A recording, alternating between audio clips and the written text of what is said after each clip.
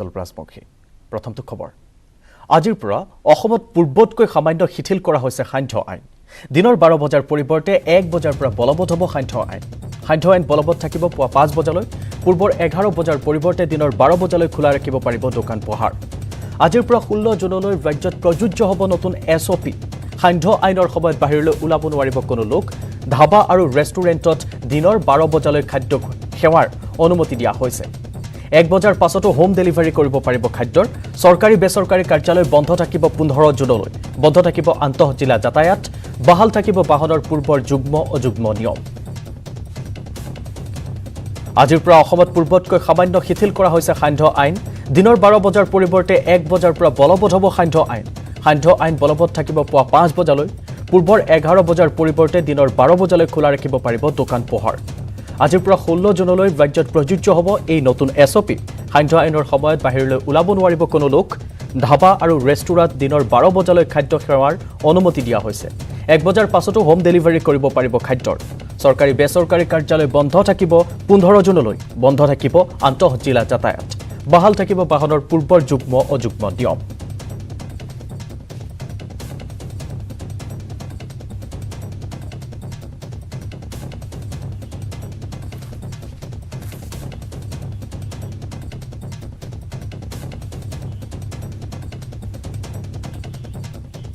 মদৰ ঘাটি উচ্ছেদক লৈ মায়ঙৰ বৰদিয়াত শনিবাৰে সৃষ্টি হয় উত্তপ্ত পৰিস্থিতিৰ পুৱাৰ ভাগত মায়ং থানাৰ আৰক্ষীয়ে মদৰ ঘাটি উচ্ছেদ কৰাৰ পাছতে একাংশ গাঁওবাসী আক্ৰমণ কৰে মায়ং পঞ্চায়তৰ আঞ্চলিক সদস্য পৰেশ কলিতাৰ ঘৰত ঘটনাটোত আহত হয় পঞ্চায়তৰ প্ৰতিনিধিজনৰ ঘৰৰ 3 গৰাকী মহিলা উল্লেখযোগ্য যে শনিবাৰে পুৱাৰ ভাগত মায়ং থানাৰ আৰক্ষীয়ে বৰদিয়া পাভকাটি গাঁৱত চলাইছিল খুৰা বিক্ৰীৰ বিৰুদ্ধে অভিযান দীৰ্ঘদিন ধৰি সুলাই মদৰ প্ৰস্তুত কৰি আহিছিল গাঁৱৰ কিছু লোকে মায়ঙৰ সামাজিক পৰিৱেশ দিনে দিনে বিনষ্ট হোৱাৰ বাবে শনিবাৰে সুলাই মদ আৰু বিলাতী খুৰাৰ বিৰুদ্ধে চলোৱা হৈছিল উচ্ছেদ অভিযান একাংশ লোকে মায়ং পঞ্চায়তৰ আঞ্চলিক সদস্য পৰেশ কলিতাই আৰক্ষীক খবৰ দিয়ে আৰু সেই বুলি সন্দেহ কৰে সেয়ে মায়ং আৰক্ষীয়ে মদৰ বিৰুদ্ধে অভিযান চলাই যোৱাৰ পিছতে পৰেশ কলিতাৰ ঘৰ আৰু দোকান লণ্ডভণ্ড কৰে উত্তেজিত একাংশ লোকে পিছত আৰক্ষী আহি পৰিস্থিতি নিয়ন্ত্ৰণ কৰে দেখুৱাইছো ইয়াক টিভিৰ পৰ্দাত কিদৰে উত্তেজনাময় পৰিৱেশৰ সৃষ্টি হয় মদৰ ঘাটি উচ্ছেদক লৈ মায়ঙৰ বৰদিয়াত শনিবাৰে সৃষ্টি হয় এই উত্তপ্ত পৰিস্থিতি পৰেশ কলিতা নামৰ লোকজনে আৰক্ষীক খবৰ দিয়া বুলি সন্দেহ কৰাৰ পাছতে আৰক্ষীয়ে অভিযান চলোৱাৰ পাছত পৰেশ কলিতাৰ ঘৰলৈ আহে এওঁলোক আৰু এইদৰে পৰেশ কলিতাৰ ঘৰত আক্ৰমণ চলায় পুৱাৰ ভাগত মায়ং থানাৰ আৰক্ষীয়ে মদৰ ঘাটি উচ্ছেদ কৰাৰ পাছতে একাংশ গাঁওবাসী আক্ৰমণ কৰে মায়ং পঞ্চায়তৰ আঞ্চলিক সদস্য পৰেশ কলিতাৰ ঘৰত ইয়াৰ দৃশ্য দেখুওৱা হৈছে ঘটনাটোত আহত হয় পঞ্চায়ত প্ৰতিনিধিজনৰ ঘৰৰ 3 গৰাকীকৈ মহিলা উল্লেখযোগ্য যে শনিবাৰে পুৱাৰ ভাগত মায়ং থানাৰ আৰক্ষীয়ে বৰদিয়া পাভকাটি গাঁৱত চলাইছিল মদ বিক্ৰীৰ বিৰুদ্ধে অভিযান দীৰ্ঘদিন ধৰি সুলাই মদ প্ৰস্তুত কৰি বিক্ৰী কৰি আহিছিল গাঁৱৰ কিছু লোকে মায়ঙৰ সামাজিক পৰিৱেশ দিনে দিনে বিনষ্ট হোৱাৰ বাবে শনিবাৰে সুলাই মদ আৰু বিলাতী খুৰাৰ বিৰুদ্ধে চলোৱা হৈছিল উচ্ছেদ অভিযান একাংশ লোকে মায়ং পঞ্চায়তৰ আঞ্চলিক সদস্য পৰেশ কলিতাই আৰক্ষীক খবৰ দিয়া বুলি সন্দেহ কৰে সেয়ে মায়ং আৰক্ষীয়ে মদৰ বিৰুদ্ধে অভিযান চলাই যোৱাৰ পিছতে পৰেশ কলিতাৰ ঘৰ আৰু দোকান লণ্ডভণ্ড কৰে উত্তেজিত একাংশ লোকে পিছত আৰক্ষী আহি পৰিস্থিতি নিয়ন্ত্ৰণ কৰিবলৈ সক্ষম হয় অৰ্থাৎ এতিয়া খুৰাৰ বিৰুদ্ধেও যিসকলে মাত মাতিছে তেওঁলোকৰ ঘৰতো এইদৰে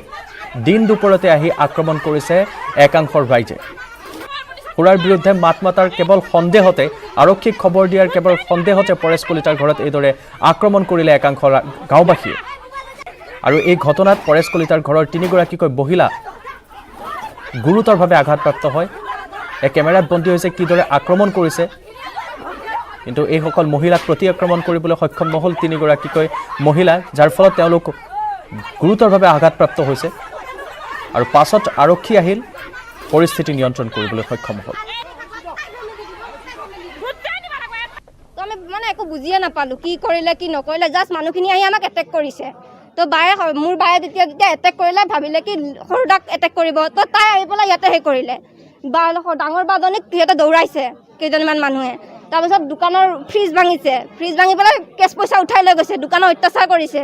বাহঁতক কোবাইছে তাৰপিছত কোনোবা এজন খুৰাই ক'লে নেকি হ'ব বুলি তেতিয়া সিহঁত গুচি গৈছে অত্যাচাৰবিলাক কৰি পেলাই সেই গোটেই পাভ কাটি গোটেই গাঁওখন উঠাই আহিছে সৰু ডাঙৰ কোনো মানে এনেকুৱা নাই যে কোনো অহা নাই গোটেই ঘৰ মানে গাঁওখন উঠি আহিছে সিহঁতে খেদিকে কেৱল কৈ সিহঁতে পৰেশ কলিতাক ভাজি মলো মনে মনে থাক সিহঁতে পৰেশ কলিতা আহিবা আহি পালি ব্যৱস্থাটো কৰিম সেনেকৈ কৈ আছোঁ সিহঁতে কথা নুশুনে আমি বোলে পুলিচক লগাই দিছোঁ সিহঁতৰ দোকানবিলাক ভাঙিব আমিতো ক'বাই নোৱাৰোঁ পুলিচক গাড়ী যোৱাই দেখিছোঁৱে আমিতো আকৌ দেখা নাই হাইলাকান্দিৰ অসম মিজোৰাম সীমান্তত পুনৰ মিজো দুৰ্বৃত্তৰ আক্ৰমণ সীমান্তৱৰ্তী গল্লাচেৰা গাঁৱত মিজো দুৰ্বৃত্তৰ অগ্নিসংযোগ মিজো দুৰ্বৃত্তই জ্বলাই দিলে 3টা বাসগৃহ ঘটনাৰ পিছতে গাঁওখনত মোতায়েন কৰা হৈছে আৰক্ষীক হাইলাকান্দিৰ অসম মিজোৰাম সীমান্তত পুনৰ মিজো দুৰ্বৃত্তৰ আক্ৰমণৰ খবৰ সীমান্তৱৰ্তী গল্লাচেৰা গাঁৱত মিজো দুৰ্বৃত্তৰ অগ্নিসংযোগ মিজো দুৰ্বৃত্তই জ্বলাই দিলে 3টা বাসগৃহ ঘটনাৰ পিছত গাঁওখনত মোতায়েন কৰা হৈছে আৰক্ষী কিন্তু ইতিমধ্যে 3টাকৈ বাসগৃহ মিজো দুৰ্বৃত্তই জ্বলাই দিলে টেলিভিছনৰ পৰ্দাত এয়া প্ৰত্যক্ষ কৰিছে দৰ্শকে হাইলাকান্দিৰ অসম মিজোৰাম সীমান্তত মিজো দুৰ্বৃত্তই পুনৰ আক্ৰমণ কৰিছে যি আক্ৰমণৰ ঘটনা সঘনাই সংঘটিত হৈ আহিছে বাৰম্বাৰ সংঘটিত হৈ আহিছে কেইবাবাৰো প্ৰশাসনেও ইয়াক বাধা দিবলৈ চেষ্টা কৰিছে কিন্তু সক্ষম হোৱা নাই বহু সময়ৰ পাছত মাহেকে পষেকে যেন মিজো দুৰ্বৃত্তই আক্ৰমণৰ ঘটনা পুনৰাবৃত্তি ঘটাই থাকে সীমান্তৱৰ্তী এইবাৰ গল্লাচেৰা গাঁৱত মিজো দুৰ্বৃত্তই অগ্নিসংযোগ কৰিছে মিজো দুৰ্বৃত্তই জ্বলাই দিছে 3টাকৈ বাসগৃহ ঘটনাৰ পিছতে গাঁওখনত আৰক্ষী বাহিনীক মোতায়েন কৰা হৈছে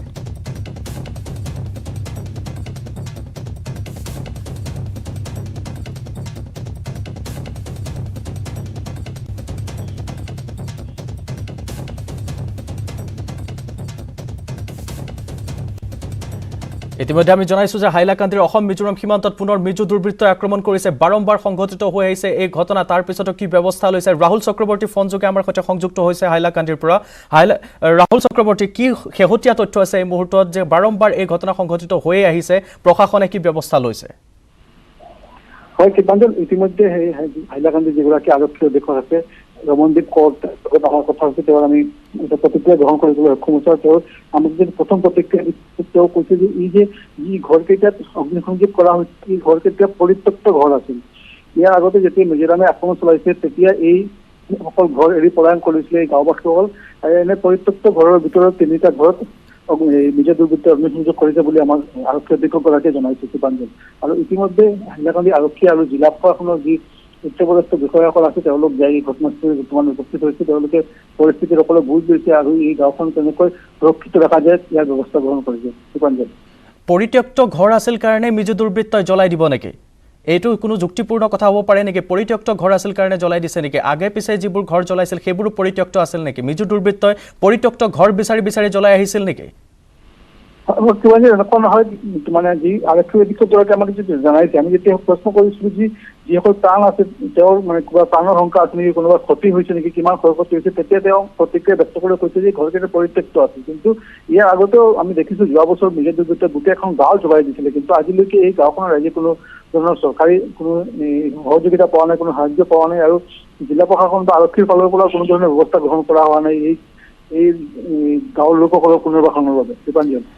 নিশ্চয় ৰাহুল চক্ৰৱৰ্তী আমিও প্ৰশাসনক অনুৰোধ জনাম যাতে তেওঁলোকে এই ক্ষেত্ৰত ব্যৱস্থা গ্ৰহণ কৰে কেৱল পৰিত্যক্ত ঘৰ আছিল কাৰণে জ্বলাই দিছে সেইবাবেই যদি তেওঁলোকে এই ধৰণৰ বিচাৰৰ পৰা আঁতৰি থাকে তেন্তে নিশ্চয় গাঁওবাসীৰ কাৰণে চৰম দুৰ্ভাগ্য হ'ব তেওঁলোকে পুনৰ এই দুৰ্ভোগ ভুগি থাকিব লাগিব এই মুহূৰ্তত ধন্যবাদ জনাইছোঁ ৰাহুল চক্ৰৱৰ্তী আপোনাক শেহতীয়া আপডেটখিনিৰ বাবে পৰৱৰ্তী সময়ত আমি পুনৰ আপোনাৰ সৈতে সংযুক্ত হ'ম শেহতীয়া খবৰবোৰৰ বাবে ধন্যবাদ জনাইছোঁ পুনৰ এবাৰ হাইলাকান্দিৰ অসম মিজোৰাম সীমান্তত এইদৰে পুনৰ মিজো দুৰ্বৃত্তই আক্ৰমণ কৰাৰ ঘটনাৱলী দৃশ্যমাদিত হৈছে আৰু ইতিমধ্যে আমাৰ সাংবাদিক ৰাহুল চক্ৰৱৰ্তীয়ে জনাইছে যে পৰিত্যক্ত ঘৰ আছিল কোনো লোকৰ এতিয়ালৈকে ক্ষতিসাধন হোৱা নাই কিন্তু ইয়াৰ পূৰ্বে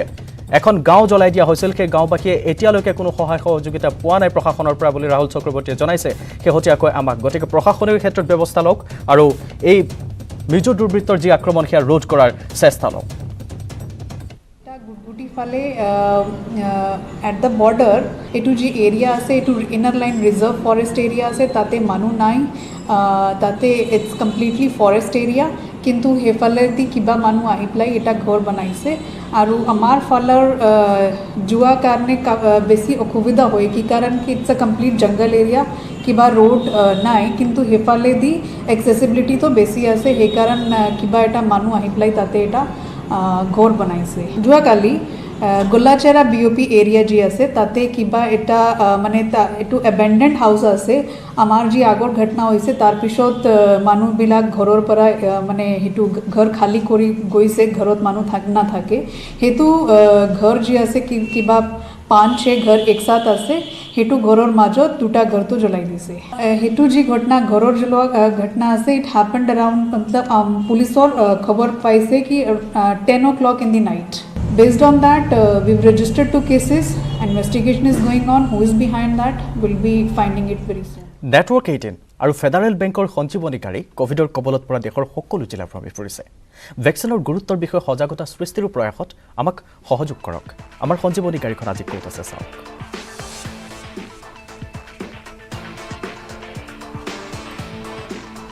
নেটৱৰ্ক 18 আৰু ফেডাৰেল বেংকৰ সঞ্জীৱনীকাৰী কোভিডৰ কবলত পৰা দেশৰ সকলো জিলাৰ প্ৰৱেশ কৰিছে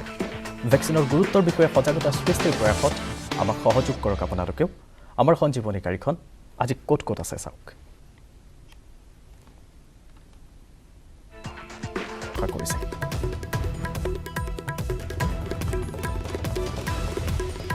তাৰ মানে আমি যে জীয়াই আছোঁ লগত আমাৰ মানুহখিনি যিখিনি আছে বাহিৰত যিখিনি খাব নোপোৱা মানুহ বঞ্চিত লাঞ্চিত মানুহখিনি সেইখিনিৰ কাৰণে আমি ভাবিছোঁ আজিকালি 1 বজালৈকে দোকানপাটবিলাক হোটেলসমূহ খোলা বন্ধ হৈ যায় তাৰপিছত মানুহখিনি খাব নাপায় বঞ্চিত হৈ থাকে ভোকত থাকে এই মানুহখিনিৰ কাৰণে আমি অলপ চিন্তা চৰ্চা কৰিছোঁ কৰি পেলাই আমি এইটো ভাবিলোঁ যে আমি কিবা এটা নিজে কৰিব পাৰোঁ নেকি সেইকাৰণে আমি 10টামান ল'ৰা গোট খাই পেলাই আমাৰ লগৰ বন্ধুবৰ্গ গোটেইখিনি আমি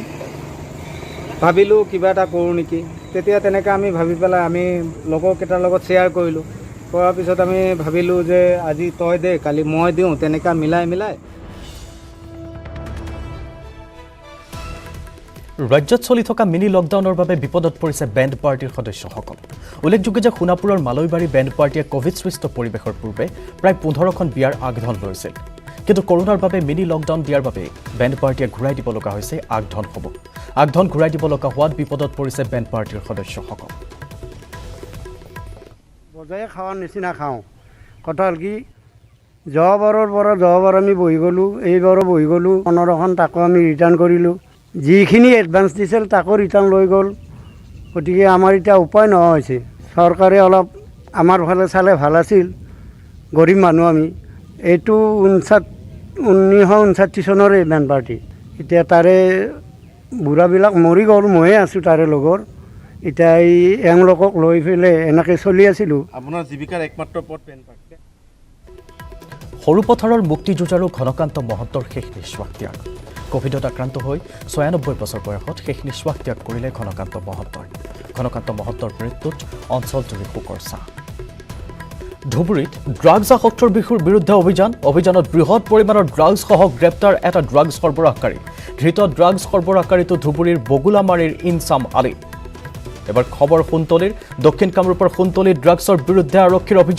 অভিযানত 8টা ড্ৰাগছ ভৰ্তি কণ্টেইনাৰ জব্দ কৰাৰ লগতে সোণতলী আৰক্ষীয়ে গ্ৰেপ্তাৰ কৰে 2টা ড্ৰাগছ ব্যৱসায়ীক ধৃত ড্ৰাগছ ব্যৱসায়ী দুটা ৰেকিবুল হুছেইন আৰু ৰহিমউদ্দিন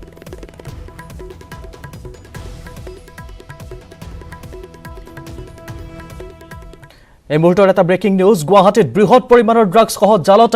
পাঞ্জাবাৰীৰ বতাহগুলিত ক্ৰাইম ব্ৰাঞ্চৰ অভিযান ধৃত লোকজন মণিপুৰৰ নামখম নাংটে অভিযানত জব্দ প্ৰায় 303 গ্ৰাম ড্ৰাগছ জব্দ কৰা ড্ৰাগছৰ বজাৰ মূল্য 30 লাখৰো অধিক মিয়ানমাৰৰ পৰা ড্ৰাগছখিনি অনাৰ সন্দেহ অভিযানকাৰী দলৰ বিগত 7 মাহে পাঞ্জাবাৰীৰ গৃহদং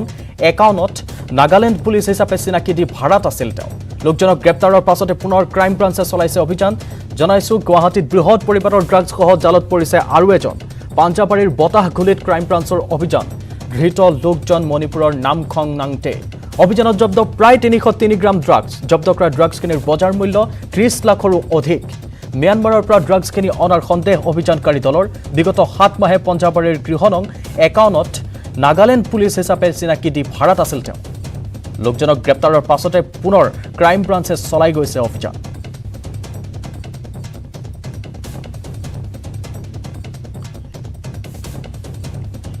অনফালে পলাশবাৰীত 3.5 কোটি টকা মূল্যৰ ড্ৰাগছ জব্দ কৰা হৈছে ৰাজ্যৰ ভিতৰতে জব্দ সৰ্ববৃহৎ পৰিমাণৰ ড্ৰাগছ পলাশবাৰী আৰক্ষীৰ বৃহৎ সাফল্য বিভিন্ন সময়ত আৰক্ষীয়ে জব্দ কৰিছে বৃহৎ পৰিমাণৰ ড্ৰাগছ আজি শনিবাৰে কামৰূপ আৰক্ষী আৰু পলাশবাৰী আৰক্ষীয়ে জব্দ কৰিলে বৃহৎ পৰিমাণৰ ড্ৰাগছসহ নিচাযুক্ত সামগ্ৰী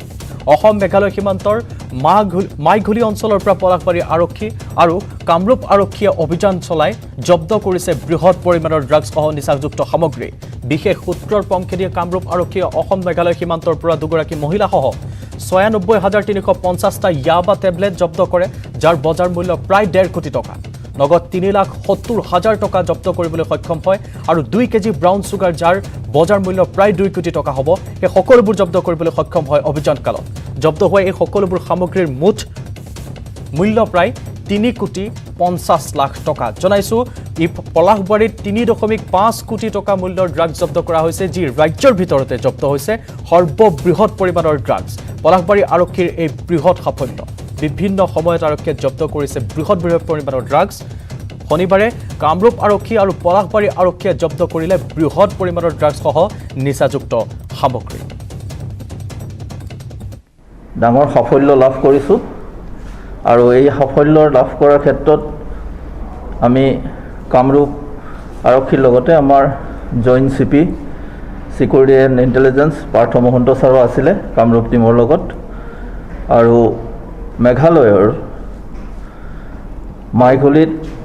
অপাৰেশ্যন চলোৱা হয় গোপন সূত্ৰৰ পমখেদি তাত 2 কেজি ব্ৰাউন চুগাৰ পোৱা গৈছে যাৰ অনুমানিক বজাৰ মূল্য প্ৰায় 2 কোটি টকা আৰু টেবলেট প্ৰায় 1 লাখ যাৰ অনুমানিক মূল্য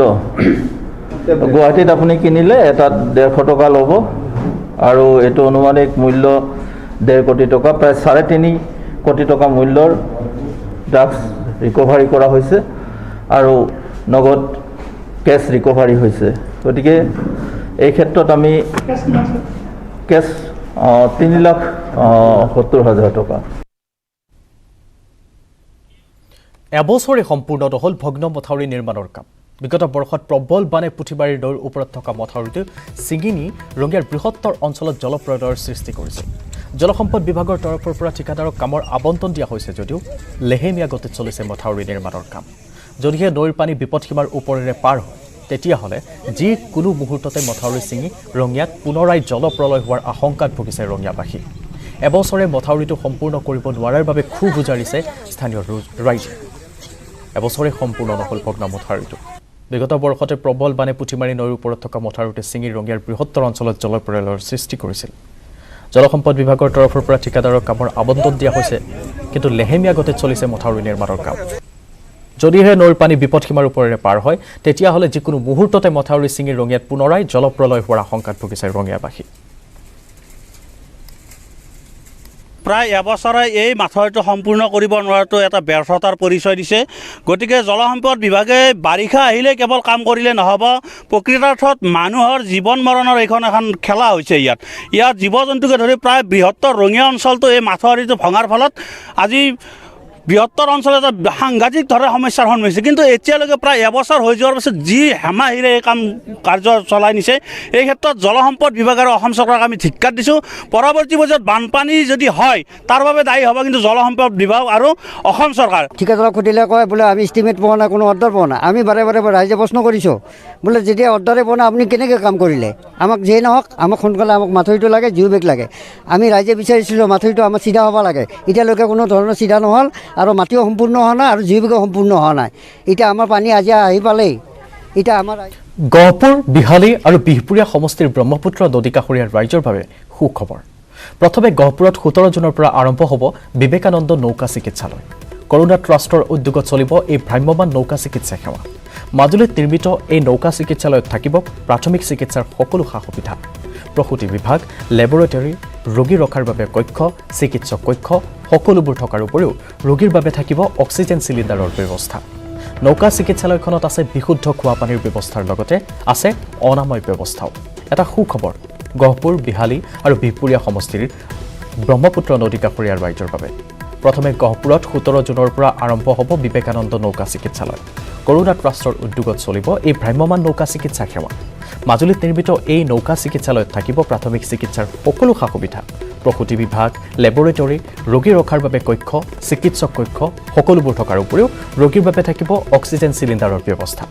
নৌকা চিকিৎসালয়খনত আছে বিশুদ্ধ খোৱা পানীৰ ব্যৱস্থাৰ লগতে আছে অনাময় ব্যৱস্থাও